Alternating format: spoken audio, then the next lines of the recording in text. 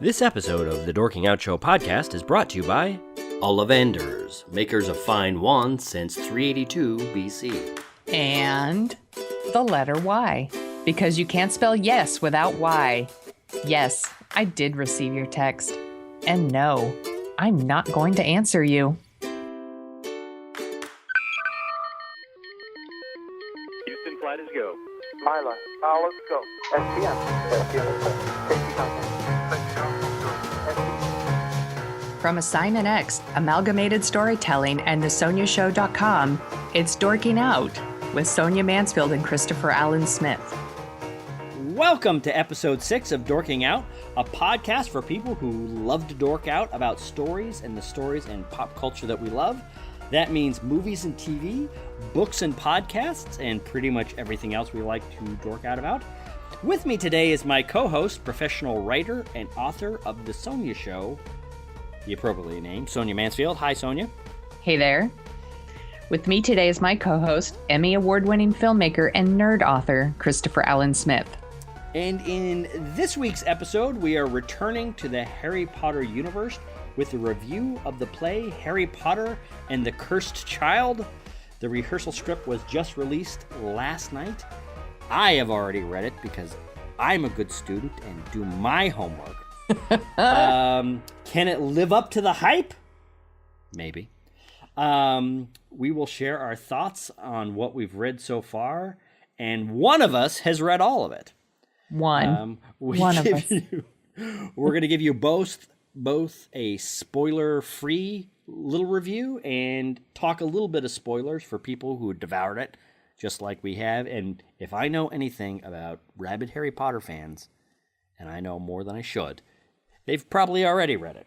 Anyway, then we're also going to review Jason Bourne and Bad Moms. Jason Bourne with Tony Hicks, the movie critic for the Bay Area newspaper group. All of that without our headlines of the week, because we have too much to talk about with Jason Bourne and Harry Potter and hot bad moms. So let's get this podcast started.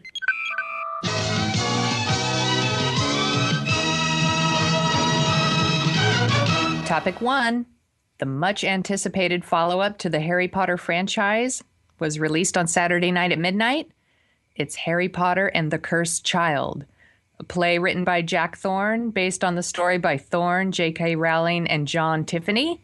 This isn't a novelization like the other ones. It's a rehearsal script in book form of the play. In this one, Harry Potter and the Cursed Child picks up with Harry, Ginny, Ron, and Hermonie 19 years after the events of Harry Potter and the Deathly Hallows. Harry and Ginny have 3 children, but this one focuses on their middle child. It's Albus Severus Potter, who struggles to deal with the Potter family legacy, which I think is a really good spoiler-free way to describe it. Obviously, Cursed Child just came out. We don't want to ruin it for people who haven't read it yet, so we're going to talk spoiler-free for a while and then maybe dig into some specifics.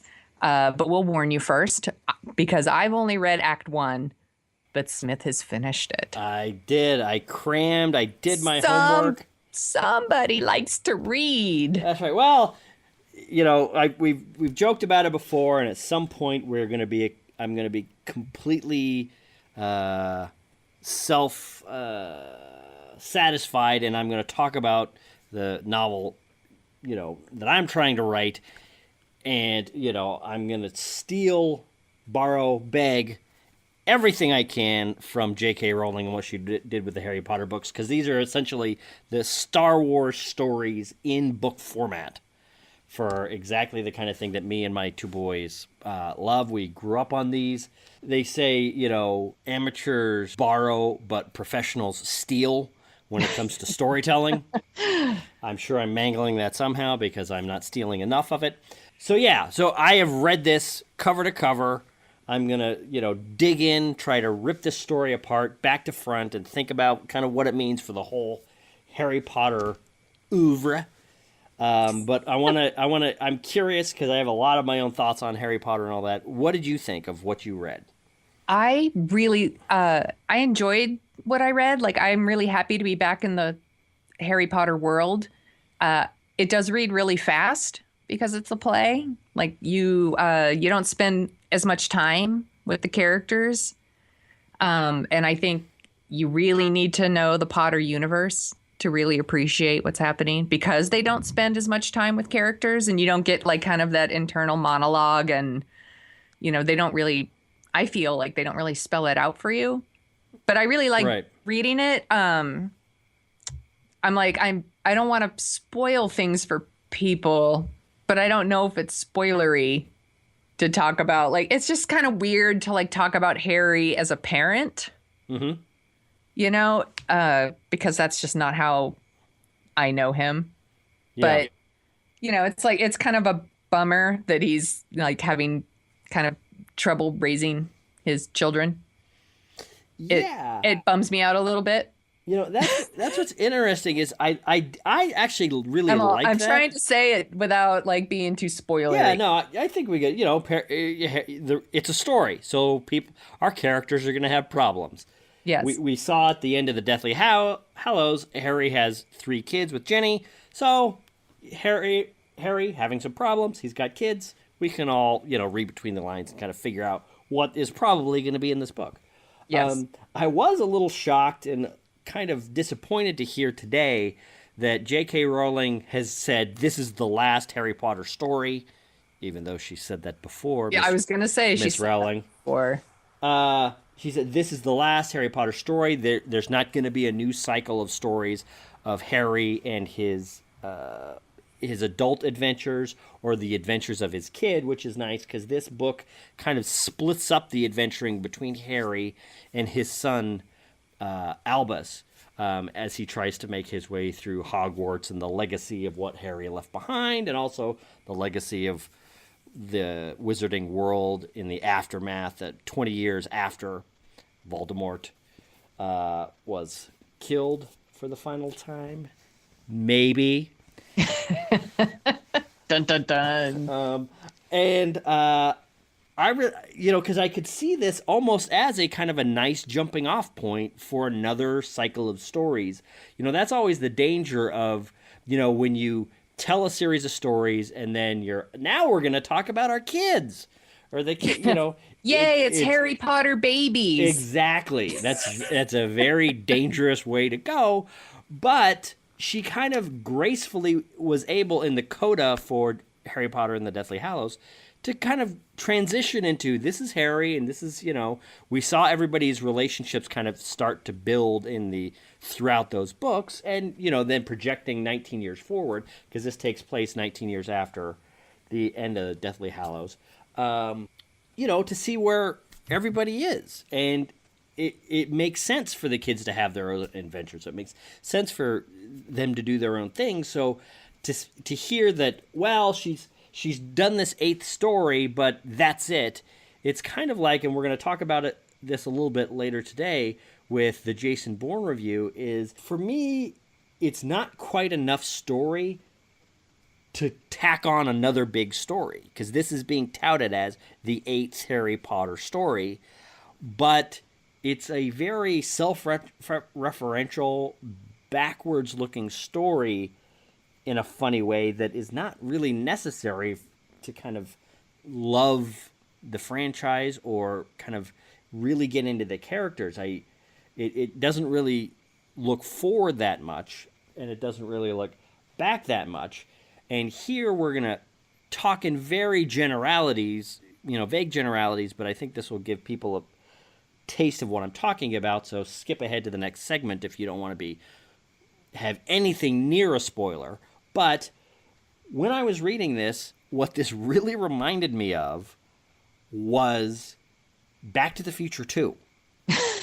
Which is we have our characters and they're going back into another story. And this also kind of reminded me of the Star Trek episode City on the Edge of Forever, which is what if you go back in time and start messing with stuff? What effects is that going to have? And I kind of like that, it is a little bit of a different take on the, all the strangeness that the wizarding world exhibits. I think for me, that's almost, and tell me what you think of this, Sonia. For me, that's almost the most enduring thing J.K. Rowling did. She made these wonderful characters. She made this unbelievable world, but sometimes the stories themselves were just kind of, they were either good or it's like, all right, this is enjoyable, but I don't know how good it is. There's a lot of characters talking. There's, I think a lot of the books are maybe, 20% too long. What do you think about that? What do you think? The worlds are so great. Like they're so creative and they're so fun and they're filled with such great ideas. The worlds are.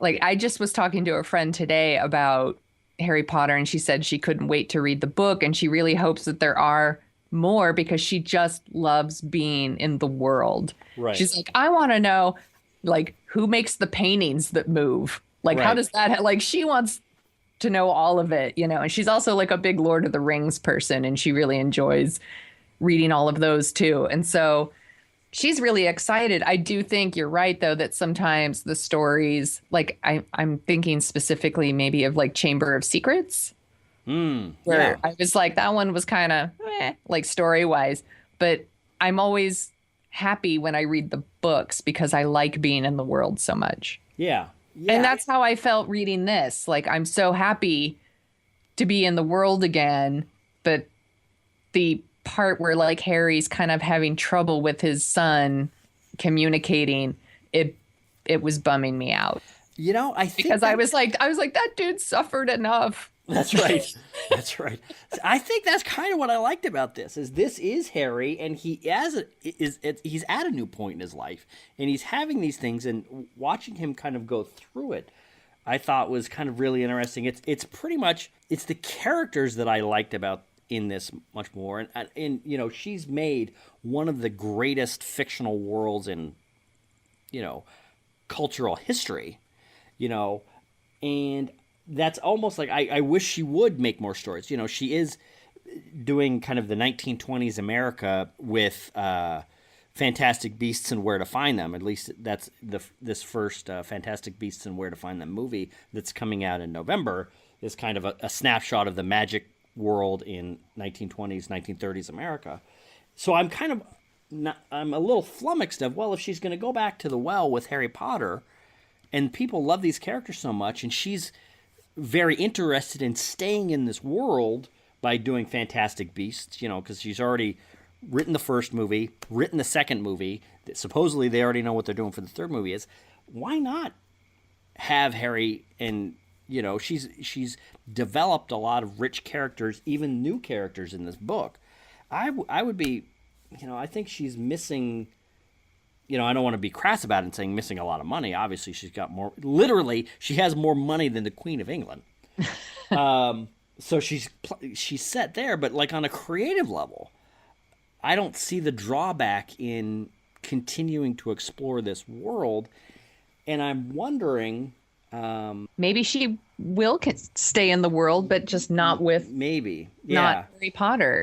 Maybe she's tired of writing about Harry Potter. Well, here's the thing, and actually, it's funny you should say that. And maybe I'm starting, as we're talking through this, I'm starting to answer my own questions. One of the things I liked about this, and I guess at this point we are going to spoil a little bit. So if you have already read this, continue listening.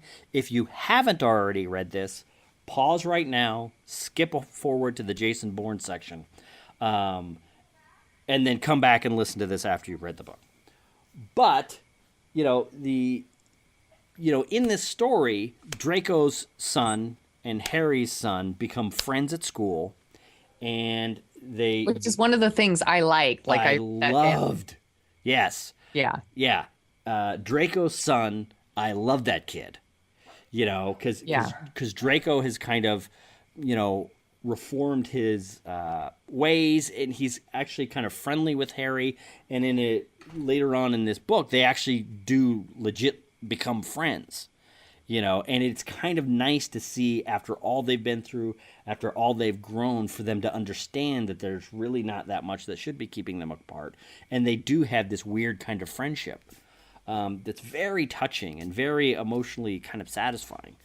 And to kind of get the characters to that point, to show the evolution of Harry and Draco and Ginny and Hermione and Ron and all that, and then not go any further is kind of disappointing. But maybe J.K. Rowling has run out of steam with these characters. And the reason I say that is this story centers on Cedric Diggory's dad wanting Harry to go back in time with the time turner that people remember from Chamber of Secrets, I believe. Or maybe it's Prisoner of Azkaban. Anyway. Yeah, it's Prisoner of Azkaban. Yep. Save your emails, kids. So that he wants him to go back in time and save Cedric, and Albus and Draco's kid. Scorpius.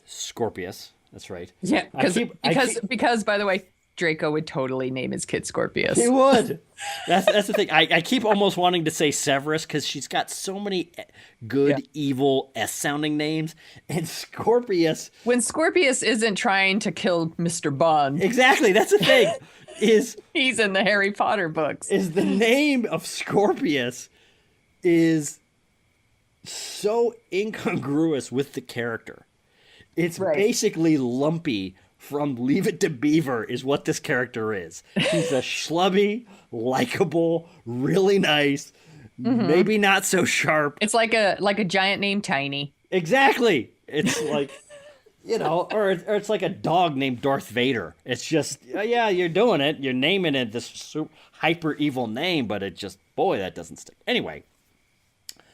So the main plot is Scorpius and Albus going back, trying to change some things in the past, and then it's a Wonderful Life, Star Trek City on the Edge of Forever type situation where they change it, come back to the present, realize, oh my God, we've screwed everything up, and then they go back, try to change it again, and it's screwed up a bunch of other stuff, and in some of these alternate realities that they go into, Albus is never born. Voldemort is, a dictator for life. Some of them, Scorpio, I believe, is never born. It's all over the place, and it kind of breaks my heart that we're not able to see this on stage, because this would be kind of a nuts story to watch. Yeah, I would love to see it. This is a very naughty, twisted, but all of it is referential back to Harry's adventures. So in a weird way, and I'm curious what you thought of this, there almost becomes like a fan fiction vibe to it, which is it's Albus. Well, I haven't gotten as far as you. Yeah, so it's Albus and Scorpius kind of going through the greatest hits of Harry Potter's time at Hogwarts. Mm-hmm. It's a clip show. It almost is. We see Dumbledore, we see Severus Snape, we see Dolores Umbridge, we see Voldemort, we see all this stuff, and it's kind of a strange construction. It's parts 1 and 2, and then parts 1 and 2 are broken up into acts 1 and 2. So I think that's 8 acts altogether, if my math is correct. Oh, I have 7 more to go. Which is probably not so. You can definitely see this. It's almost like, that's one of the things about it being a play is it may as well be a movie script. And that's kind of what I was thinking, is this is just a movie script. And at a certain point, I saw them, there's scene 1, scene 2, scene 3, is you can imagine, I know that I've seen The Lion King on Broadway, and they've done some amazing things with plays these days. I know with, spinning stages and stuff. But at a certain point, I was reading this thinking, how the hell are they going to do this production? I wondered the same thing. I'm like, we're talking about magic. Yeah, which is, going from this location to that location to this location to that location, back to back to back to back to back. It's, and they're actually kind of cross-cutting. They're going from, Harry and Ginny's bedroom to Hogwarts, back to the bedroom, back to Hogwarts, and it's just all over the place. So... yeah, it's a very satisfying story, but it kind of whets the appetite for what else she could be doing in this world. But she's saying explicitly, I'm not doing anything else. And I'm not buying it. And it Well, that's the thing is I would like her to say, all right, I'm doing another 7 books. I'm really digging in. I'm going to go, because then there are interesting dynamics when Draco and Harry start working together. And when, the kids are against their parents, but the people they're rebelling against are the heroes that we've loved.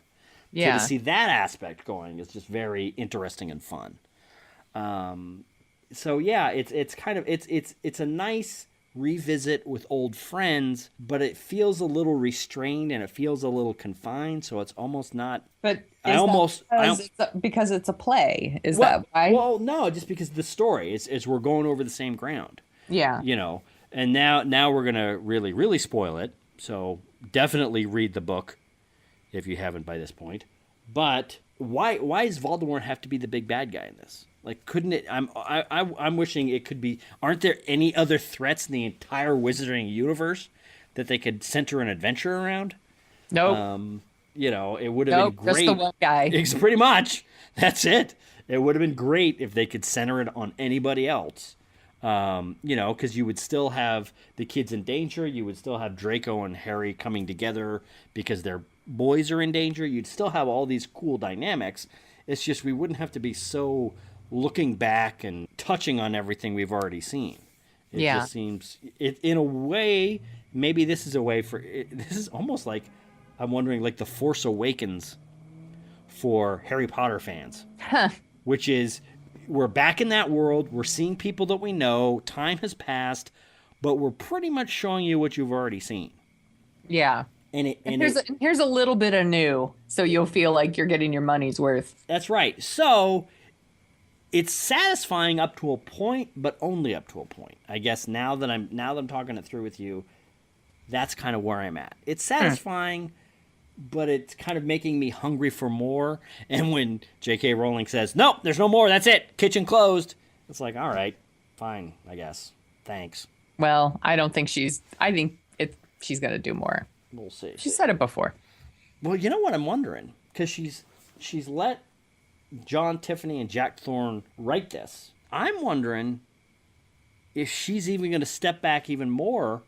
And, when this becomes 2 movies, which it definitely could, you can see where it splits off. There's like a cliffhanger in the middle of it that would be like, oh my God, that would be the greatest cliffhanger ever. I wonder if she'd just say, all right, you guys take these characters and run off into the future. I'm going to kind of babysit it. I'll keep my, I'll watch over your shoulder, but you guys do your thing. Yeah, she'll be quality control. She'll be the George Lucas. I hope she could do better. I hope she could do better too. But there are a few, indications in this. It's just maybe, and we talk about this later with Jason Bourne. Maybe it's very dangerous once you've wrapped up a series in a satisfying way to go back and start messing with it. Yeah. Or adding to it. And you better know what you're going to do, and you better have a good plan before you dip a toe back in that pool. And I'm a little baffled by her plan. It's an excellent point. Good work, sir. I know. I'm so smart. You are. Want more dorking out with Chris and Sonia? Well, there are a few simple things you can do. Share this program with a friend. We're assuming you have friends. It's easy.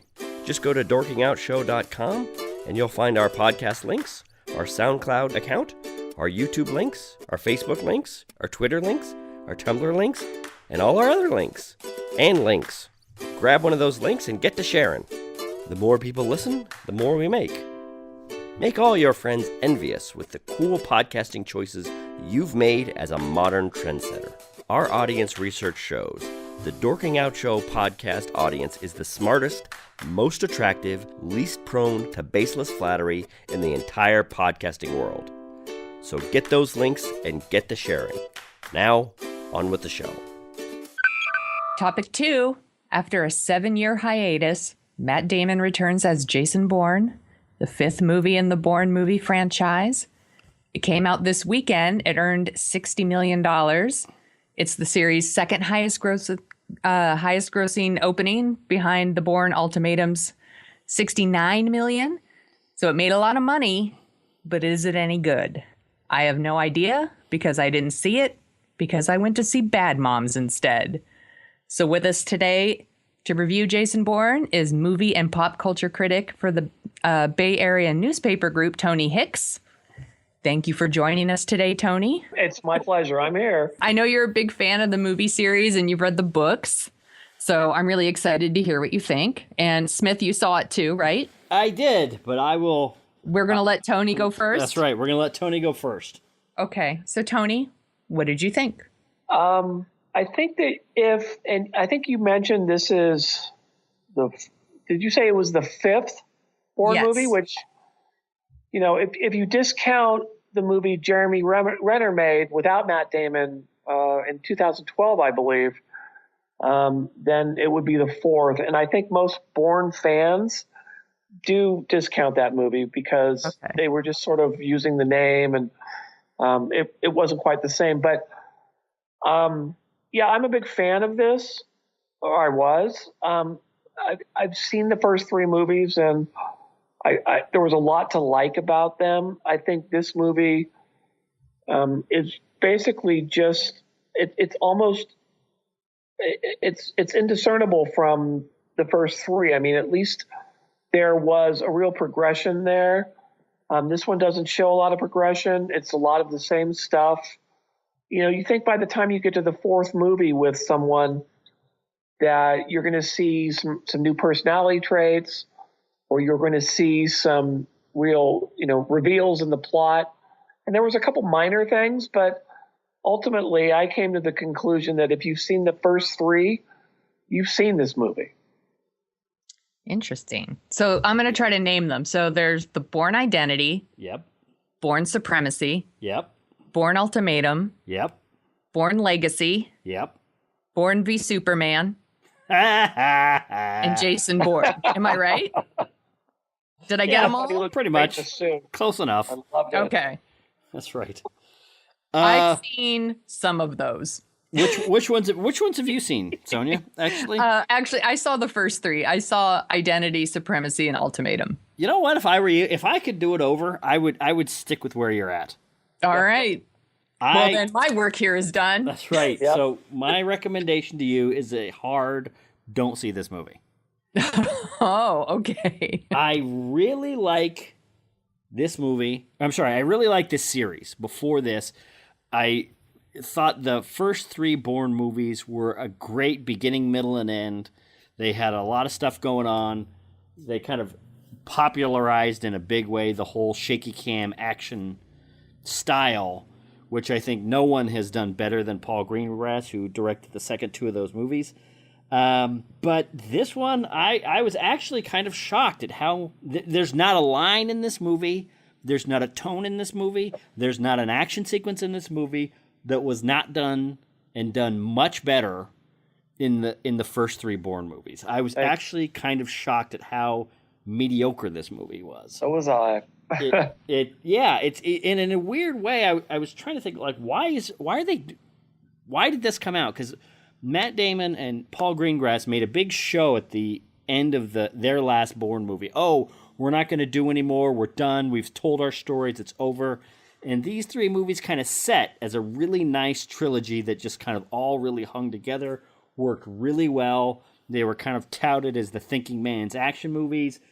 They usually came out in August, so there was kind of like something for the adults at the end of the summer in those summers. And this one is, I don't know why they came back. Like, all the statements they said about, waiting for the right story, and that's why they did this, and we want to make sure it was good enough I don't understand any of the words that they said, given that this is the movie that they produced. They've already. I love that you brought up the shaky cam feel, because in the first three movies, I thought it did a really good job, and it was still kind of relatively new in action movies, but I thought it did a great job of bringing the viewer into the action and making it legitimate. And in this movie, and maybe because it's been 7 or 9 years or whatever, it didn't work for me. In fact, it didn't quite make me nauseous, but there were a lot of times when they were really emphasizing that approach to where I couldn't tell who was killing who in the movie. Now, I don't know about you, but I want to know which guy is killing which guy when I'm watching these movies. Yeah, I agree, and that's one of the things I'm a big fan of, like the Marvel movies and Spielberg's action direction, because exactly where everyone is, what they're doing, how their emotions connect from one shot to the next. And Paul Greengrass, a lot of people, when he kind of did this, and a lot of action movies kind of followed suit with this style, there's a very fine line between shakiness and obscuring what you're seeing, and shakiness and communicating the fluid action of what you're seeing. And he always seemed to ride that really well, which is the shots were really blizzard fast, really quick, but you could still understand what was happening.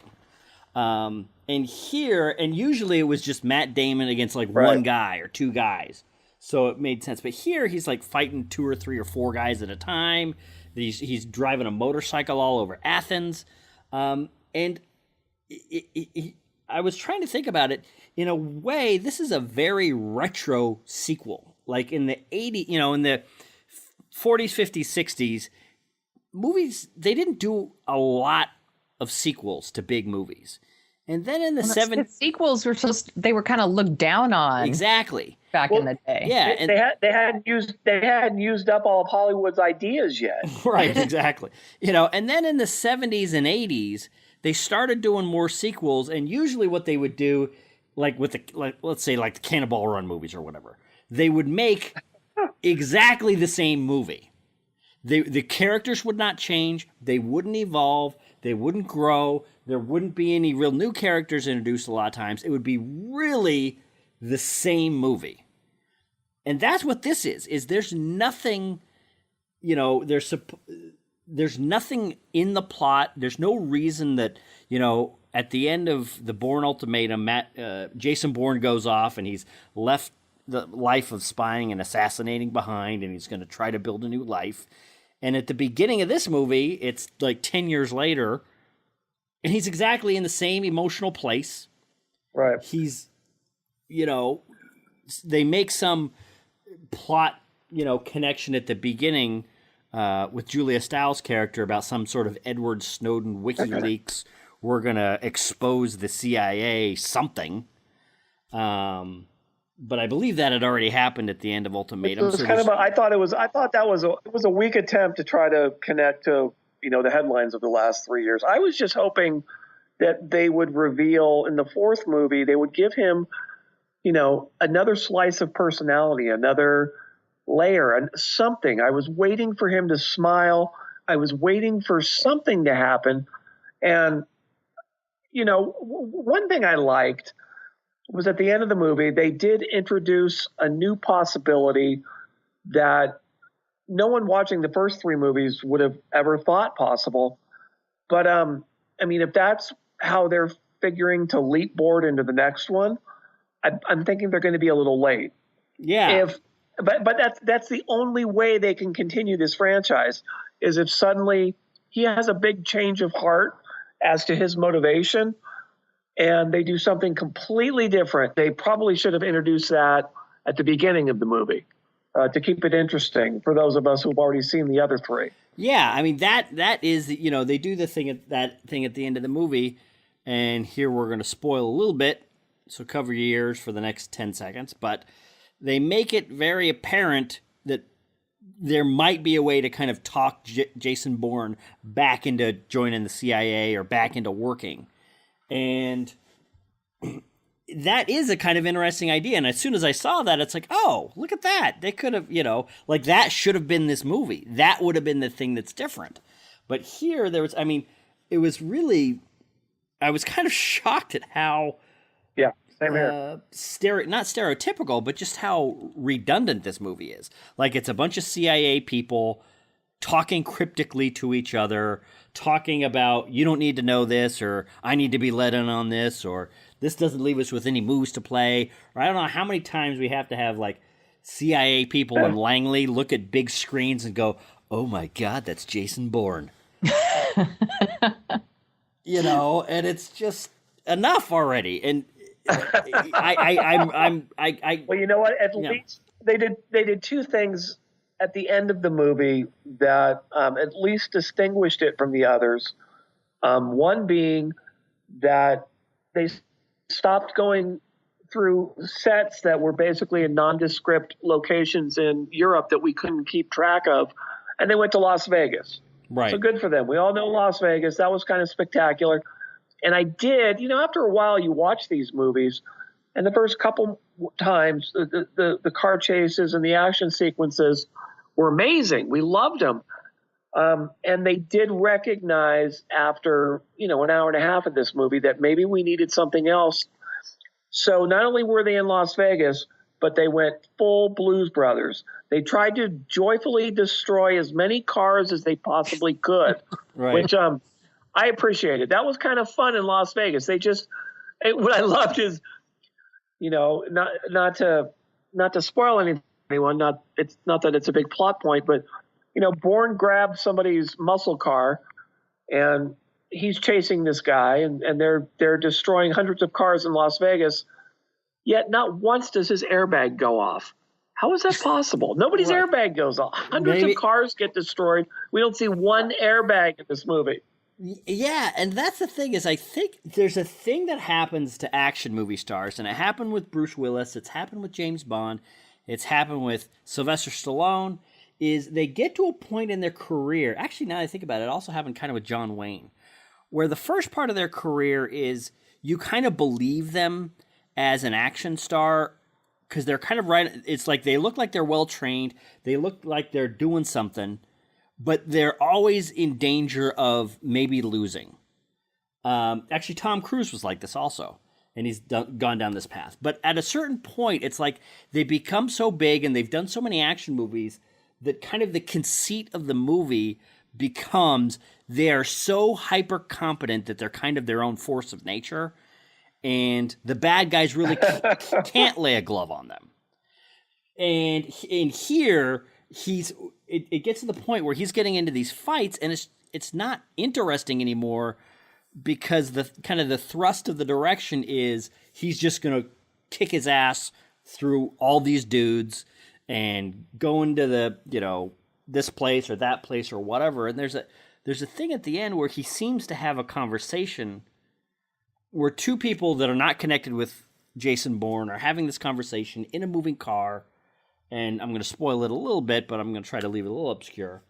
And then Jason Bourne has a conversation with one of these people, Alicia Vikander's character. And, it seems as though she's making a connection with him. It seems as, but she's also said some things that might not look so good if he ever heard them. And then it kind of later in the movie, it's revealed that not only did he have the drop on her, but he somehow recorded the conversation that she had with this other dude because he's Jason Bourne. That was weird. And he could do anything. And he's so ahead of the game that he's, and he leaves this cassette for her or this recording for her to show, I know what you did. I know you, where you're at, and in this conversation she was kind of saying, well, if he doesn't join us again, he'll have to be put down, which is, I don't know how many times we've had people say, oh, we've got to put him down if we can't bring him in. It's at least they two say other that movies. in every movie. Exactly. So not only do they say it in every movie, but you come to believe that that's just the way it is. And not only was that not some grand revelation, I mean, the way we portray the CIA in these movies and these books, that, of course, if you don't come in, then you're an enemy, and we're going to whack you. Well, yeah, but the whole idea, I thought it was out there.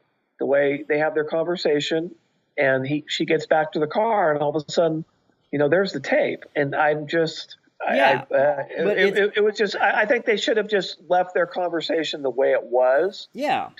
To leave the ending teetering out there, like he has a decision to make.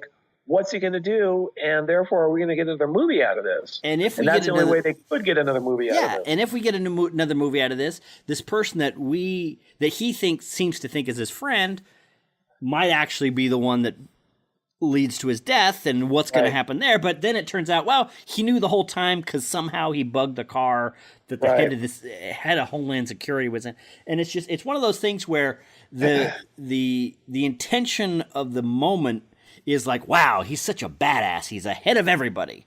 But then it's just like he becomes this weird, this is a dated reference, this weird Friday the 13th Jason force of nature where he's no longer really a character. He's just indomitable, and there's nothing that can stop him, and nobody's competent enough to lay a finger on him. And it just becomes really boring. And so the next movie will be like Jason Bourne goes to hell. It could be. Like that. See, that's the thing. It's Jason Bourne versus Freddy. Yeah. And that's the thing with this movie is there was a moment, and Tony picked up on it, where this could have been an interesting movie. It's like we've spent 3 movies showing how scarred Jason Bourne is, how traumatized he is about what kind of program he went through, and he wants to get as far away from the CIA as possible. But then what kind of thing would bring him back and make him want to work back in that world again? But it's kind of like they skip on by that story into this pretty lame, and there's even a scene at the beginning where they talk about, oh, you've been torturing yourself out here for so long. It's just a lot of the dialogue is just really on the nose and really unintentionally funny, I think. And and when you're watching the 4th movie where a guy is beating himself up emotionally because he's so scarred, he just seems very emo. He seems very baby. And it's just not interesting. And the last thing I'm going to rant about a little bit is my son. I'd like to see him smile once. Exactly. And you've got Matt Damon. He's like a really charming dude. Yeah. And you've got him playing the super bummer. Yeah. Exactly. It doesn't play to his strengths, really. I mean, and I really like the first 3 movies, but I'm not sure that this movie really plays to his strengths. It looks. I mean, there's kind of a reason I didn't go see it. Yeah, I really like the first 3, and that's why I'm a little bummed, is that you can, I think, and this is a kind of running conversation Sonia and I have, you can mess up a series. You can mess up the kind of space it takes up in our zeitgeist imagination if you start making bad entries in a series, and this one is kind of a real bummer to see something so shoddy put a blemish on this, these perfect or nearly perfect trilogy that these guys did. So you and I both would have liked to have seen this movie end with Jason Bourne getting the American flag tattooed on his chest. Or something. I don't know. Well, it's funny. Actually, this is what I was going to say. Is I went to see it with my son, Harrison. One of my sons, Harrison. I only have one son named Harrison. Poor sentence construction. Not George Foreman. That's right. And he leans over to me like halfway through, and he goes, "All this movie is people walking places." And looking over their shoulders and not as smiling. As soon as he said that, it's like I had this thing of cotton candy in front of me that I was trying to enjoy, and somebody just poured water all over it, and it just vanished. And I have to admit, I'm a little nervous about going back to see the first 3 Bourne movies, because it's like, oh my God, is it going to be? It's like a runner in a stocking or something, or like you pulling a thread on a a sweater. If I just keep pulling, is it just going to keep destroying the thing that I love? Because, man, it was... I haven't had a movie deconstructed by somebody in a long time. They had a lot of years to figure this out. And after all this time, I mean, I knew that Bourne wasn't going to be he wasn't going to become, Mr. New Year's Eve. He wasn't going to become a guy who has all these friends and is, socially acceptable. But I just wanted to see one aspect of his personality that was dynamic, that has changed in the last 7 to 9 years. I only say that because I can't remember if it's been 7 or 9 years since he did a Bourne movie. I think it's 9 years, isn't it? 7. Maybe, yeah. Either way. Either I just covered my ass. Either way, I'm right. But maybe it's 9. I don't know. Yeah. That's a long time for someone to be out there. And I think Chris said this earlier, it's like, what has he been doing? And he's the same guy he was, almost a decade ago. And I'm just wondering why they couldn't give him a couple of, backhanded jokes to say or something to show some personality. I mean, or friends or something. I mean, that's the thing. Or something. I mean, yes, we're sorry that Marie got killed in the second movie. I'm sorry, I didn't mean to give that away for those of you out there who haven't seen these. Then again, if you haven't seen them, you're not listening this long. It's been 10 years. You've had your chance. Yeah. But really, he's and Sonia mentioned it too. It's Matt Damon. Matt Damon he's an actor who can do a lot of different things. He can carry a character who has a sense of humor, even a very dry sense of humor. Right. And I would have loved to have seen Jason Bourne developing, a dry sense of humor as he enters middle age and he gets a different perspective on life. And, maybe he can approach it a little bit differently with a raised eyebrow or, just a funny little remark here and there. He doesn't have to go crazy and be James Bond, but it was just stoic Jason Bourne, just like we've seen. It's, and the only thing that saves him from being robotic is the fact that, really robotic, is the fact that his character always tries to do the right thing. And I think that's the one thing that really saves Jason Bourne when you run out of reasons to like these movies. Like, even the first three movies, we liked them. We liked the way the storyline developed, but his character is still very statuesque. He's very stoic. I just wanted to see something different about him. And even after all these years, they couldn't deliver that. So that makes me wonder, well, why am I supposed to like Jason Bourne? We already know that he's going to do the right thing. Yeah. But I don't know why else we should like him. And they should have given us more reasons in this movie to like him. Well, that's one thing that's interesting is when you look at the way that they've handled Ethan Hunt's character, or Ethan Hunt, Tom Cruise's character in the Mission Impossible movies, is they made two movies and he was kind of going down the standard action hero run. And then in the third movie, the second movie came out, didn't do that, kind of got beaten up a little bit by critics, not really loved by audiences. So they kind of did a reset. They said, all right, we're going to show his home life. We're going to show what he's like when he's not being Ethan Hunt. And it humanized him and connected him and was, for me, that's still the best movie in that series. And since then, they've kind of shown different aspects of Ethan Hunt's character in each movie and kept the character interesting, kept the character moving emotionally. And then this one, tell me what you think of this, Tony, is the big shocking revelation in this movie is really just kind of filling in a minor detail of the whole structure of the story that we already knew from the first three movies. It's like, oh, this thing that you thought you knew, well, there's this new detail that is probably a little emotional, but, pretty much you had the story back then. Is it that his mother's name is Martha? Close. Actually. Damn it. You're not far off. But you know what, though? It's just and that in and of itself wasn't that surprising because it's such a go-to when you're trying to figure out why a middle-aged man is so screwed up.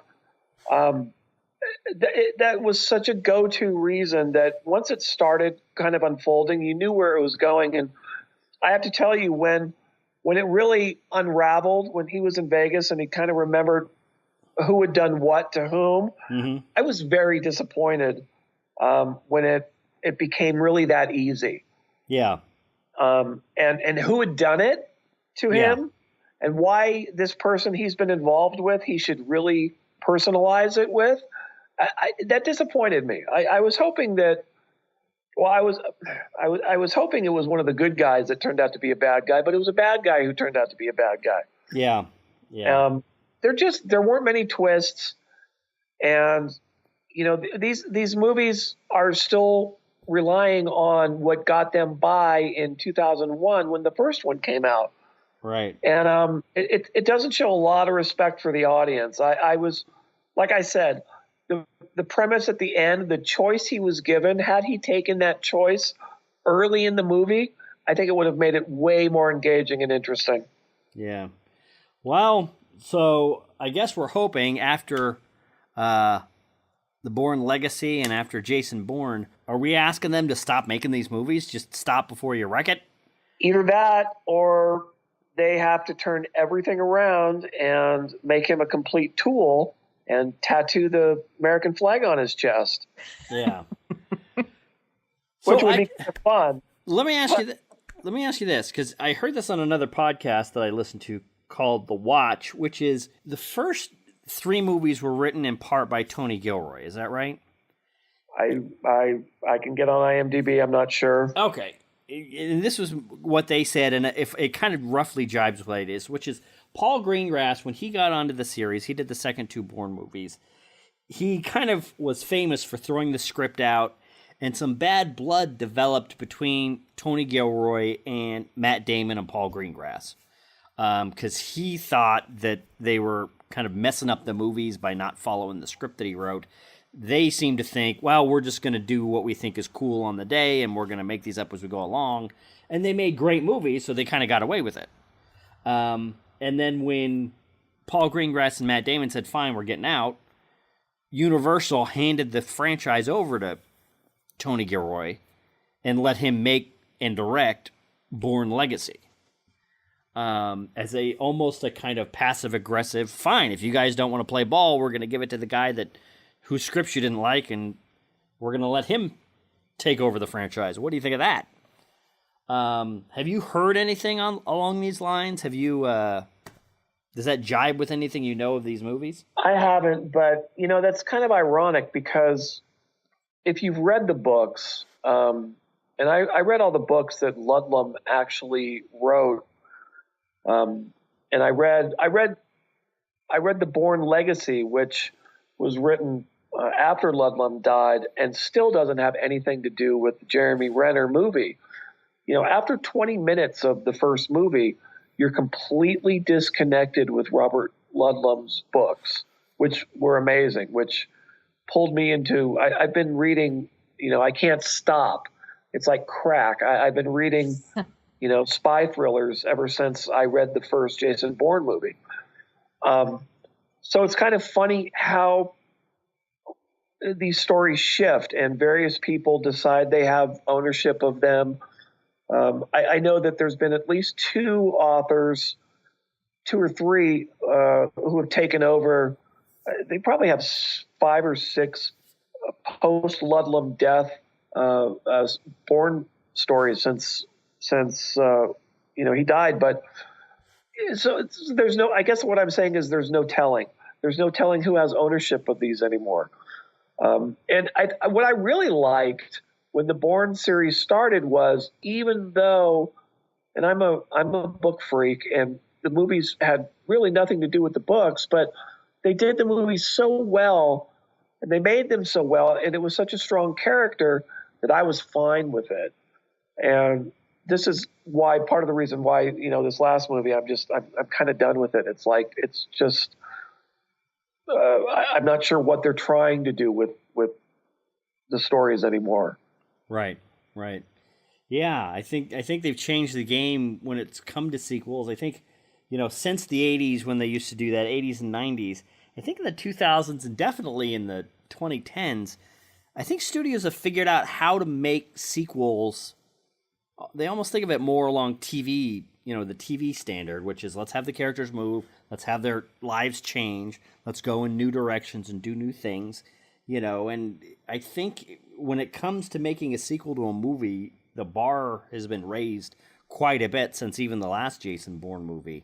So, Universal, they need to get with it if they want to keep going with this. They need to get with it. So what was that? Go ahead. No, go ahead. What would you give this out of 10, do you think? I gave it a 2.5 out of 4, but that was probably only because of the last 30 minutes, which again, they did realize that they needed to pull this movie out from nondescript European countries where American audiences don't understand why this guy is driving on the wrong side of the road. And they brought it into Las Vegas, and I felt terribly guilty in enjoying all those cars getting wrecked in Las Vegas. It was kind of like watching the Blues Brothers all over again. I don't know which movie destroyed more cars, but it might be close. And I did like the end. I liked what they introduced into it at the very end, as you and I have talked about. His whole miraculous uncovering of what she was supposedly trying to do was a little bit much for me. But out of 10, I'd probably give it a 6, just because, if it's a standalone movie, it's still a Bourne movie. Therefore, it's still high quality. I think the first action scene went way too long, even though there was some sort of conclusion at the end of that scene. And Julia Stiles, I don't know what you think of Julia Stiles, and maybe I haven't seen her, and I haven't really seen her in another movie for a long time.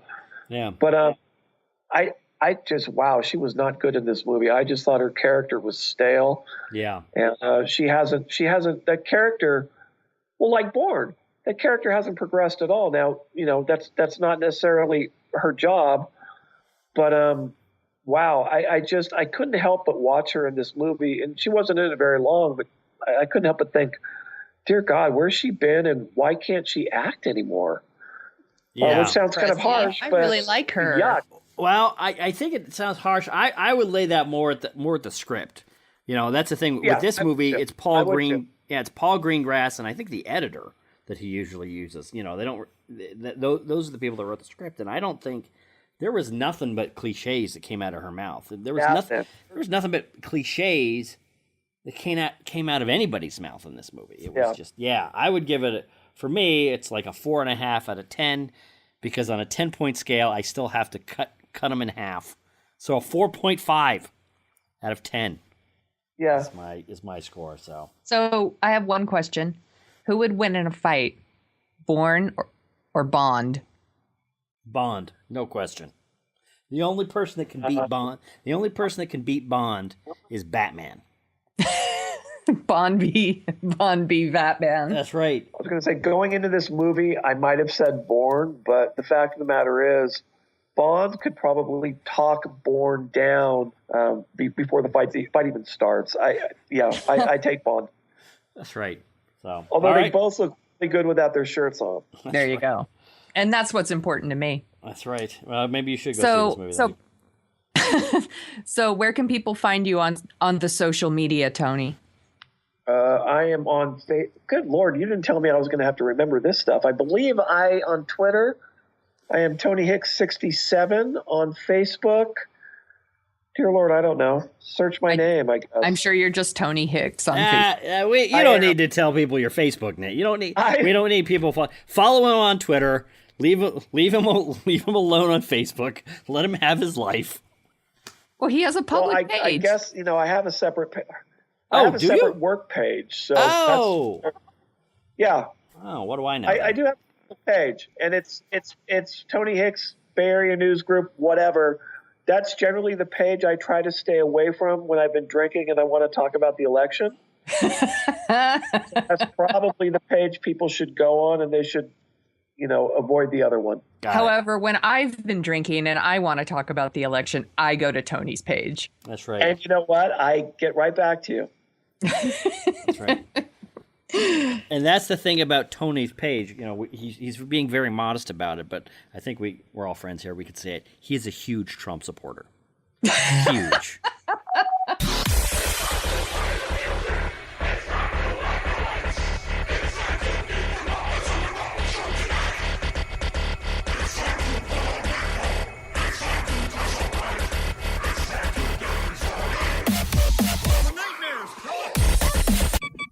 Topic 3, bad moms. I didn't see Jason Bourne this weekend because as a woman and a mother, it was my duty to see Bad Moms. What did we think of the movie? And what does it mean for the state of modern movie comedies? We're into big questions here. Big questions, deep thoughts. Right. Deep thoughts. Smith, would you like to go first? Yes. Go for it. I wanted to like this movie so much. I liked the previews, even though they kind of seemed over the top. But I wanted to like it much more than I did. It was funny, but it seemed to kind of hint at a lot more that it could have been. It seemed to be kind of like the germ of this movie was something that we see in the previews, which is Mila Kunis's character. She's becoming a single mom. She's tired of all the rat race of kind of modern motherhood, so she gives this kind of speech at a PTA meeting. Oh, I'm done with this. I'm done with that. I'm not doing this anymore. I rebel. You know, being a modern mother is impossible. It's a blizzard of judgments and impossible expectations. But, you know, and it seemed like that was kind of the kernel of where this screenplay probably got started. But it never kind of went past that, even though the fodder or, you know, the field that it could have gone into is so much more rich and interesting. I think for me, and I might get in trouble for saying this because I'm sure there's a lot of other directors that I could pin this on. It suffers from the Nancy Meyer effect. Okay. I'm curious to know what that is. Which is, you know, we're going to have a story about a family, but they're pretty well off.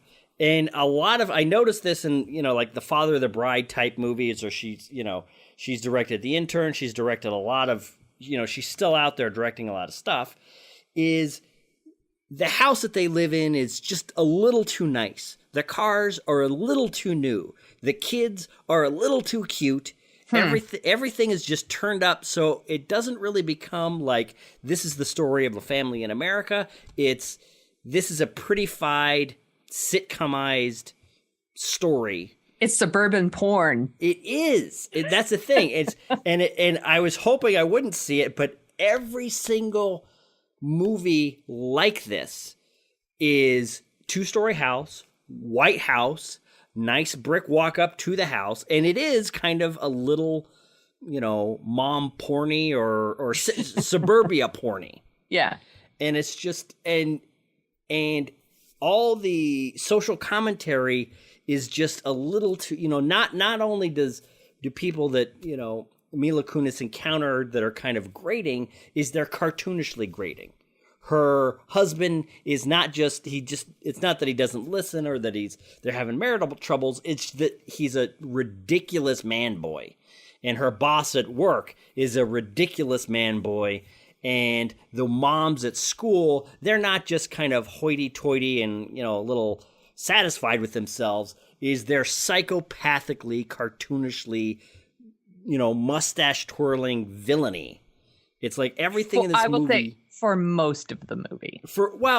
Pretty much for most. When you have Christina Applegate's character crying about how her cousin joined ISIS because it needs to be everything, all the jokes need to be turned up to 20. It's just, come on, that's enough. And I thought that scene was really funny, actually. The idea was funny, and actually, let's. I'd like to hear what you think, and let's talk about what you're thinking first, and then we can kind of go back to that. But what did you think of this? I actually thought this movie was really, really funny. I think I liked it a lot more than you.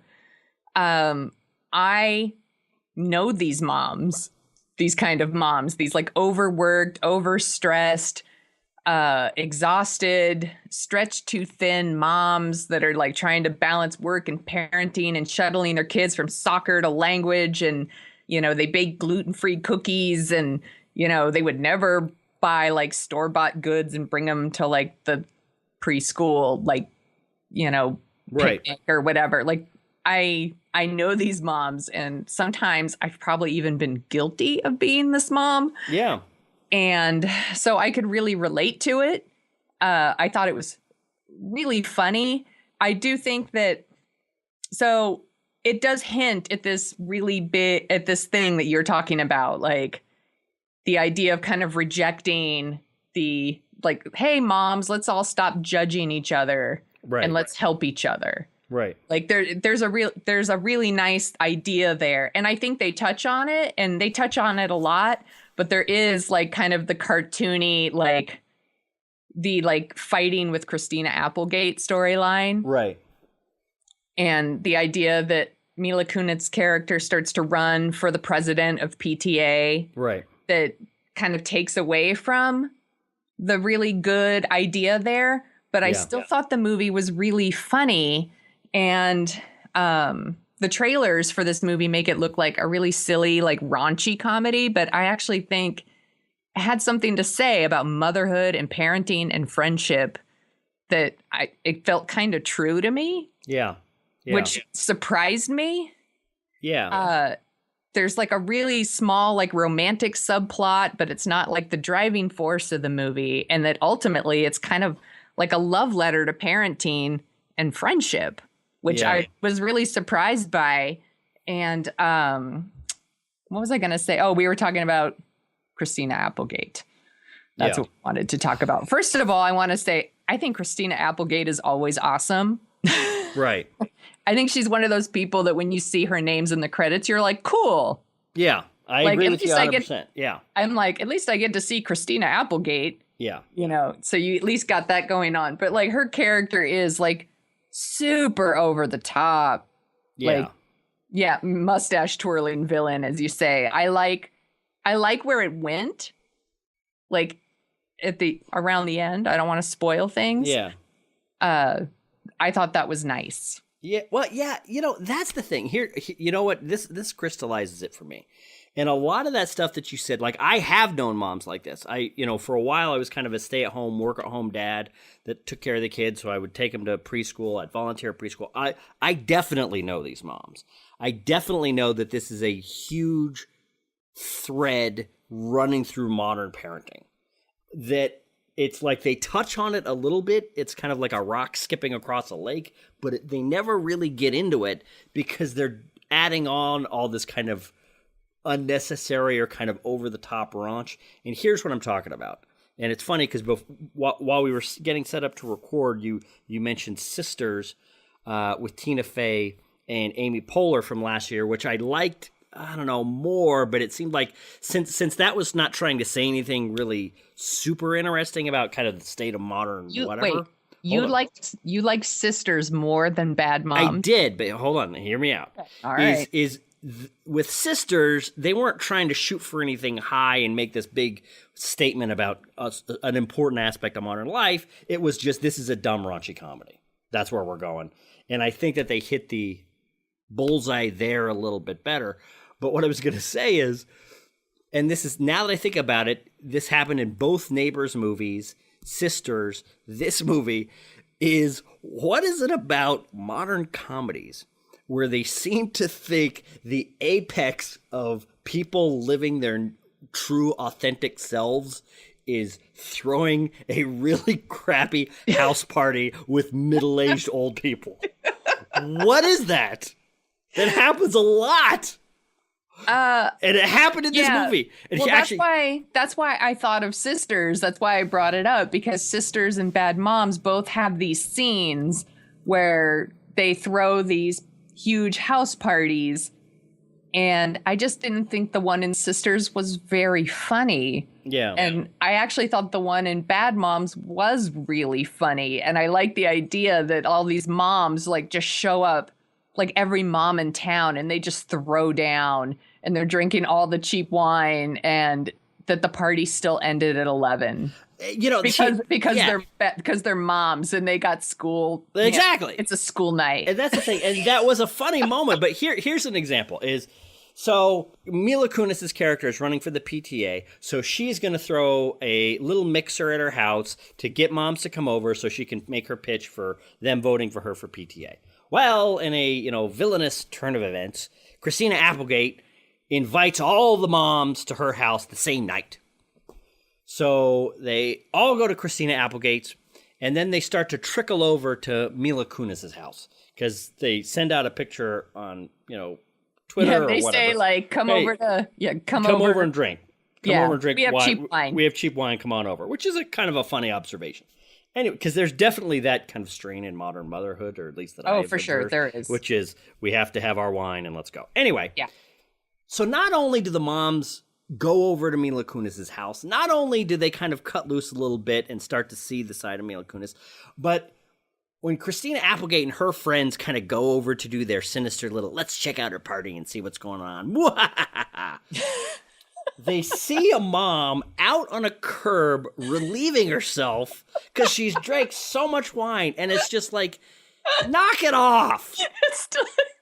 It's so funny. You're all, that's stupid, and I'm laughing. Well, just okay, thinking about this. so it is funny. No, I get it, but it's just kind of like if they didn't have that moment, and if they didn't have to turn up the whatever of the party to that extent, where it's just like, how many people would really do that?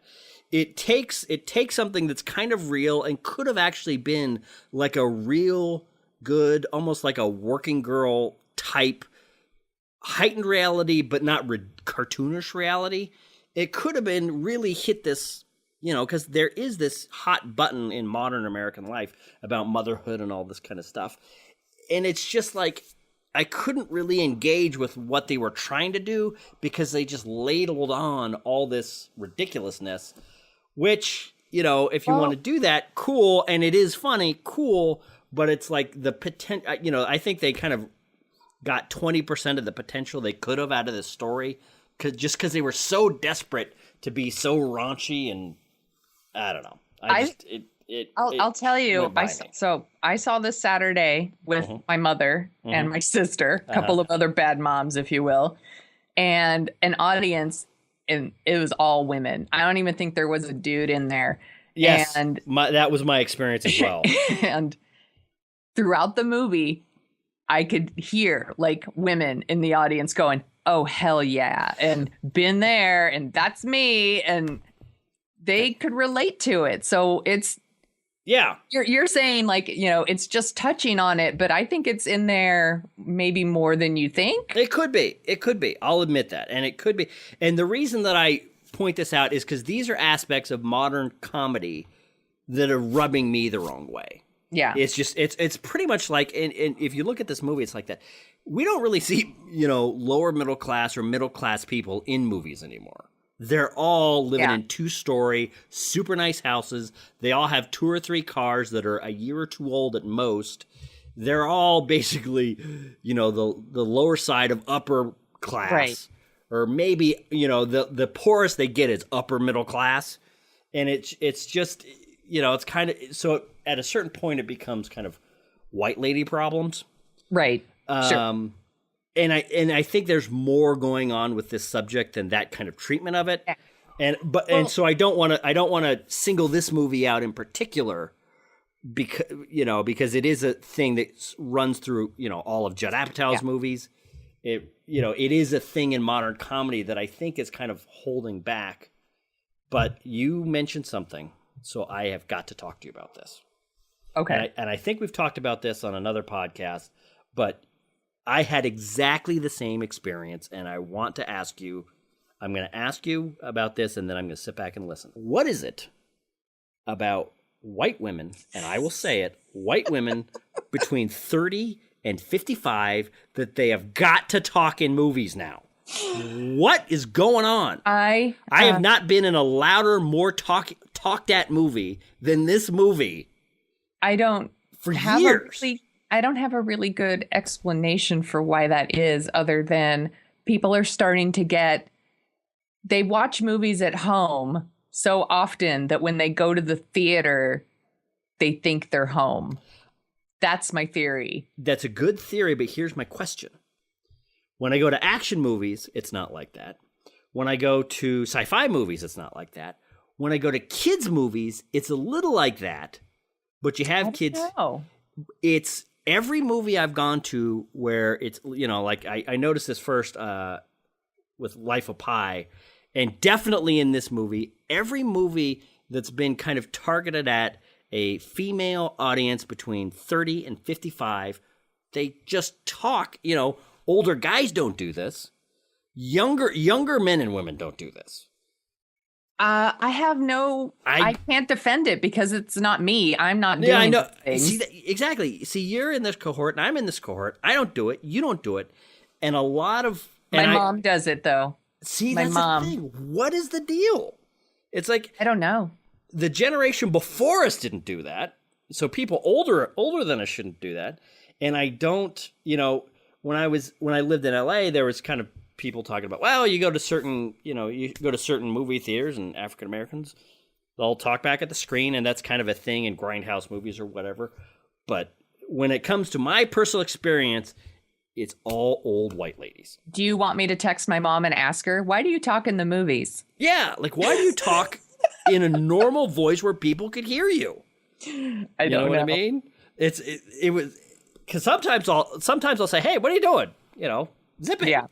I have two more things I want to say about this movie. Okay, all right. I've gone off on my rant, and that's totally fine. And I'm not saying they all do it, but I'm just saying the accumulated anecdotal evidence. You said all older white ladies talk in movies. I heard you. Yeah, and you know what? I would like to point out on this podcast, in this movie, both of us had exactly that experience. You know what? I will back that up a little bit. Maybe I did say all of them. So you mentioned that this movie kind of has like a really good idea, the idea of like the overstressed, overworked mom and how they're like the overachieving, trying to be perfect idea of motherhood and kind of how they reject that. And, you were mentioning like kind of like the raunchy comedy, and it doesn't do as much with maybe that idea as you wanted it to do. Right. And that reminds me of the movie Mean Girls, which has also a really good idea about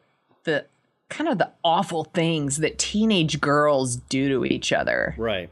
And bullying and peer pressure. And it actually, in that movie, is this really interesting concept. And on top of it is a teenage like comedy that kind of hides that idea. It's almost like the what's the term I'm looking for? The spoonful of sugar to make the medicine go down. Yeah. Like maybe that's a little bit what's happening here too. It could be. And that's the thing is there used to be like a strain of movies.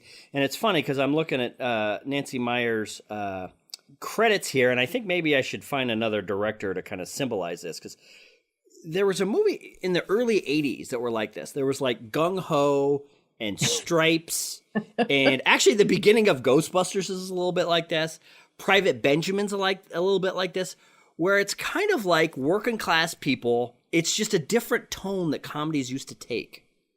That was more like, relatable, more I see myself on screen kind of thing. It wasn't so spiffed up. And that's probably what it is. It's probably relatively comfortable studio executives asking the art departments and asking the directors to kind of spruce things up a little bit, clean it up a little bit. And it, when you keep doing that for 20 years, pretty soon, you're coming out with movies that are supposed to talk about typical, modern family life. And then you look at their house and it's like, good Lord. Right. That's, well, maybe people, because we go to the movies, we don't want to see ourselves. We want to escape. Yeah, true. But then when you make your comedy that's supposed to be kind of hey, everybody's got this problem, right? And they're all driving around in Range Rovers and flying away on private jets. Right. It's like, you know what? Thanks, but no thanks. Yeah. Thanks. So one more thing I need to mention. All right. How amazing is Catherine Hahn in this movie? She is what I would like to refer to from now on as the like Melissa McCarthy in Bridesmaids role in this movie. She gets the biggest laughs. She is so funny, and also has what I think are some very touching moments. No, I think she's really great. I think like she's gonna be like the breakout star of this movie. I agree. Very, very funny. So, what would you give this movie? I would probably go 7.5. 7.5 out of 10. Because here on Dorking Out, we have to cut our points in half. We have to be that precise. I'm gonna give this 5.5. I really like. A lot of it is really funny, but it's and I'm gonna freely admit this could all be my thing, which is like I see a good 7 or an 8 movie in there. It's just they're trying. I don't want to say too hard, but they're just off. So. Well, I think this movie was way funnier than Sisters, so we disagree on that one too. All right. So that's our show for today. This is the part where we would usually have our favorite headlines of the week, but I got to admit, we've pretty much already talked about our favorite headlines of the week. So we are here to ask you for a favor. If you like this show and you want more of it, it would be kind of bizarrely helpful if you would actually go to iTunes and rate us and review us, because that helps us move up the charts. It helps us build our audience. Don't ask me why going to an antiquated piece of software like iTunes and doing that actually helps, but if you do it in iTunes, it helps us out. So please, if you could do that, that would be great. We would do it for your podcast. We would. You don't have one, but trust us, we definitely would. And this is not sarcasm in my voice. Sonia, do you have anything you'd like to say right now? I would like to say goodbye. Bye!